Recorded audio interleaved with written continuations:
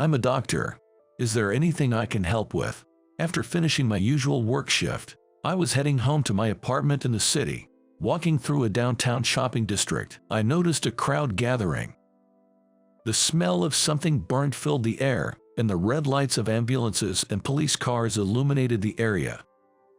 I knew right away it was an accident. I pushed through the onlookers to get to the police tape. I then identified myself to the paramedics, who were wearing white uniforms and helmets. "Vitals are stable," the paramedic informed me. Stable vitals in this context meant that the injured person's pulse, breathing, blood pressure, and body temperature were all normal. "Rescue is working on extraction. Thank you for your help." The young female paramedic energetically said this and gave me a quick salute. The crowd of onlookers kept coming. Some got bored and left, but even more people continued to arrive. I stood there, silently watching the rescue operations. Then, the young female paramedic came rushing over to me and asked for my contact information. I pulled my wallet out of my back pocket and gave her my business card from the medical clinic where I work. She compared the card and my face, looking back and forth between the two. Am I being suspected of something? Admittedly, at that time I was wearing a t-shirt and jeans, a pretty casual look. To anyone who saw me, I probably didn't look like a typical 28-year-old doctor. I wondered if they thought I was some sort of fake doctor, just goofing around. Within 10 minutes, a new ambulance arrived, and a doctor wearing a white coat with Disaster Medical Team written on the back got off the ambulance. The rescued patient was escorted into the ambulance by this doctor. I watched the ambulance speed off, then decided it was time for me to leave the scene. As I walked through the dispersing crowd, I noticed some people smirking as they looked at me. They were laughing and discussing whether or not I was a real doctor, even though I didn't do anything. I felt somewhat embarrassed, having impulsively offered my help as a doctor only to be superfluous in the end. Was I just another onlooker like everyone else who had gathered there? I had been employed at the current medical clinic for just under 2 years. I was a fledgling doctor with little experience. Yet, when I treated patients at the clinic, they called me Doc. Had that gone to my head? Is that why I had overstepped at the accident scene, announcing I was a doctor even though no one had asked? For a while after that, I kept questioning myself, almost to the point of absurdity. But as the days went by and work got busy, I started to forget about the whole thing. It was around that time, during my work hours, when the receptionist at the clinic forwarded an external call to me. "Yes, this is David." To my surprise, the call was from the female paramedic who I'd given my business card to at the accident scene. "Thank you, Dr. Jones, for your advice." "No problem. I hope I wasn't in the way." She went on to say that, as paramedics, they aren't doctors and can only perform limited medical procedures. So even during emergency activities, there's always a sense of unease. That's why, just having a doctor like you at the scene made us more at ease to do our jobs. Her words left me feeling a mixture of happiness and embarrassment, and I was somewhat at a loss. "I apologize for the late thank you. You were really a great help at that time. Thank you." With that, the call ended. Well, it's just polite talk, I guess. While I appreciated her thanks, I took her kind words lightly. Some weeks later, I was on the high-speed train to go to the general hospital where I was going to do my internship. While relaxing and reading a comic book I'd bought at the station's kiosk, an announcement came over the intercom. "Is there a doctor in here?" It was a medical emergency call. I looked up from my comic book. I looked around the train car, taking in the faces of the passengers. No one else stood up. At least in this car, there wasn't another doctor besides me. A sense of urgency ran through me. I gotta get moving. But at the same time, doubts flooded my mind, Could I actually handle this situation? Just then, the conductor hurriedly passed by in the aisle. No time for dilly-dallying. I steeled myself, preparing to stand up. But my legs felt weak and I couldn't rise. That's when it happened. Thank you so much for your help back then. I remembered the voice of the paramedic who had called me after the accident. I had identified myself as a doctor, but couldn't actually do anything at the scene. Didn't I become a doctor to save lives? I gave myself a mental kick in the pants and finally stood up. I rushed after the conductor, moving through 2 or 3 cars. Once I caught up, I tapped him on the back. "Excuse me." The conductor turned towards me and asked what I needed. "I'm a doctor," I said. Hearing that, he respectfully stepped aside to show me a seat up ahead. There was a man in his 50s, stethoscope in hand, reassuring a patient. While I had hesitated, another doctor had answered the call. I felt relieved, but also ashamed of myself. I turned to head back to my seat, and as I stepped onto the deck, I felt a tap on my shoulder. What a crazy coincidence, Dr. Jones. The person who spoke was a young woman. I didn't know anyone around here, and she wasn't a patient I'd treated in my clinic either. I couldn't immediately place who she was. Dressed in a feminine dress, her hair flowing and glossy, her makeup natural but not overly done, and her skin clear and radiant, she caught my eye. May I ask who you are?" With that, the young woman stood at attention, brought her hand up to the side of her head, and saluted. "Ah, you're the paramedic from that time." Once I finally recognized her, she dropped her salute and beamed a radiant smile. While we were talking on the deck, the conductor from before passed by. She asked the conductor if she could move to the seat next to mine. Fortunately, the seat next to me was empty, and the conductor agreed. So, that's how we ended up sitting next to each other for the remainder of the trip. "Nice to meet you again. My name is Lori." "I'm David." I was reminded of college parties from my younger days. She was on vacation, heading back to her parents' home. She was 26, 2 years younger than me. She became a firefighter 7 years ago and had earned her paramedic license less than a year ago. I heard the medical emergency announcement earlier and rushed over to see if there was anything I could do. Turns out, another doctor had already arrived. She had been watching the situation unfold when I showed up, late to the scene.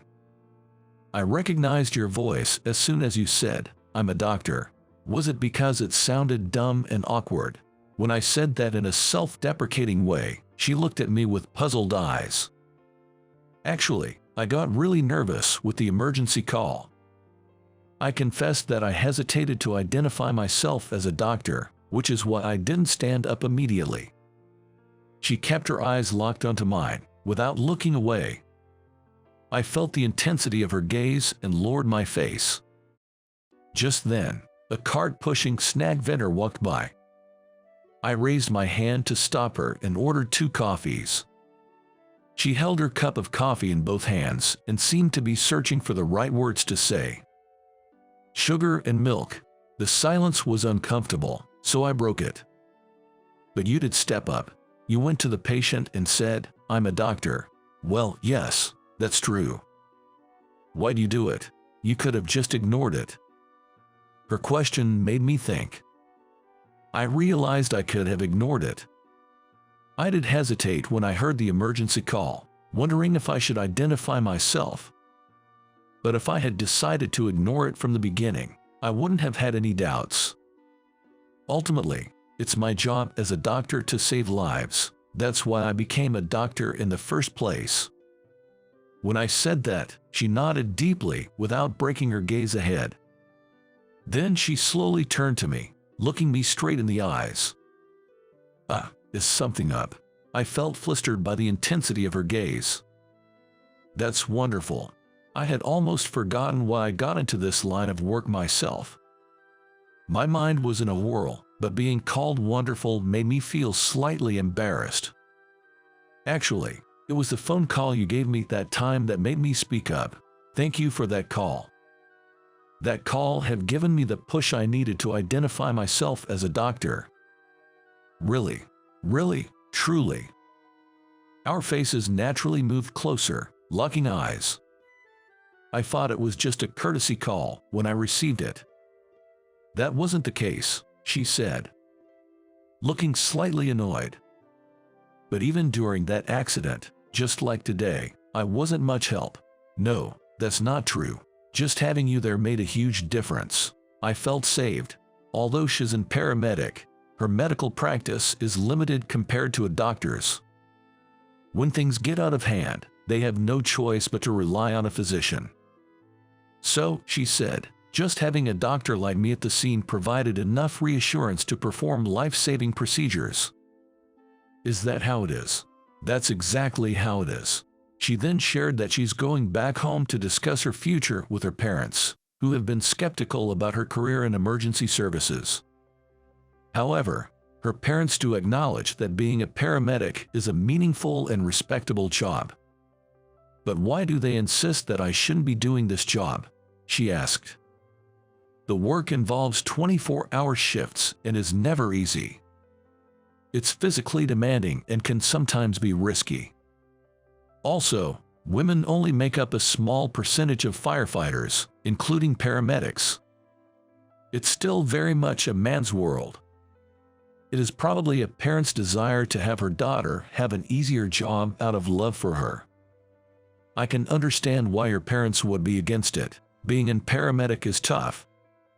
You think so too, doctor? She turned away as if pouting. I found her reaction irresistibly cute. An announcement over the intercom said that we were approaching the final stop. We both took down our bags from the overhead bin and started preparing to get off the train. Then, something crossed my mind. So, I decided to ask her, "Did I give you my business card at the accident site?" She nodded, yes. I asked her why she kept comparing my face to the business card back then. Did you think I was some kind of fake doctor? Then she waved her hand sideways in front of me, saying no. It turned out that she lived very close to my clinic and had walked past it nearly every day. She was surprised to see that I was the doctor who worked there. After that, we both got off the train and walked together to the ticket gates. "Doctor, thanks for spending time with me today." "Not at all. What are you talking about?" As I looked puzzled, she continued. She had been wrestling with how to convince her parents to accept her choice of becoming a paramedic. Talking to me during that train ride on the Amtrak helped her clarify her thoughts. "I'll tell them. I don't want to leave emergency work to someone else. It's not about why should I do it. It's I can do it because it's me. That's what I'm going to say." With that, she gave me a warm smile and strode away with confidence. Weeks passed since that day. We hadn't met or even communicated with her since then. But then, during my lunch break that day, I decided to check out a new restaurant across the station from my clinic that the staff had been raving about. Walking back, lost in thoughts about the afternoon schedule, I saw a woman in a tracksuit standing in front of a vending machine. I figured she was probably just indecisive about what to buy and walked on by. But then, Dr. Jones, it was her who had called out. She was radiant, even in her jogging outfit, just as she was when I saw her on the train. "Wow, it's you, Lori. What a surprise." She was off that day and had been out jogging. She said she'd been thirsty and was looking to grab something from the vending machine, but all they had were sugary drinks, so she was undecided. As I headed back to my clinic, she decided to tag along. She gave up on the vending machine and picked up some seltzer water from a convenience store on the way. "Speaking of which, did your parents give their approval?" Taking a sip of her freshly bought seltzer water, she answered. "Yeah, I managed to convince them." I felt proud of her for saying that with such confidence. "What do you think about female paramedics, Doc?" Caught off guard by her sudden question, I hesitated to answer. Well, it's a meaningful and respectable job, regardless of gender. As I was saying this, she interrupted me. I'm not talking about in general, I mean, what do you think about someone like me, a female paramedic? Well, being female doesn't really change anything. She took my hand, which was visibly confused. And she said, "You know, this is the third time we've randomly run into each other. Maybe it's not so random after all." From then on, we started to meet up whenever we could find a spare moment in our busy schedules. On a rare evening when both of us were off. "How about one more glass of wine?" I asked her at a restaurant across from the station. "Sounds good. One more glass. We're a doctor and a paramedic, but it's not a crime to let loose once in a while, right?" She said that, but before ordering another glass of wine, she started to feel tipsy and seemed like she was about to become unsteady. This isn't good. I raised my hand to signal the waiter to hold off on further orders. Then she snapped back to reality and asked, "What about the wine, Doc?" "Doctor's orders. No more for tonight. You're already sleepy, aren't you?" She gave a slight nod and looked up at me. Her eyes slightly unfocused due to both sleepiness and wine. I found her incredibly endearing. After leaving the restaurant, we took a long walk to sober up. Suddenly, we heard a loud crashing sound coming from down the road. What was that? An accident? What do you think that noise was? Both of us switched into emergency mode in an instant. Most of the alcohol had already worn off, and anyway, we could clearly state that we had been drinking if necessary. When you can't be of use, then you can't be of use. But now was not that time. We had to get there as fast as possible. We looked at each other, nodded, tightly held hands, and dashed toward the source of the noise. I'm a doctor. I'm a paramedic. So, how did you find today's story? Hitting the like and subscribe buttons really encourages us to keep creating. We're also looking forward to hearing your comments. See you in the next video.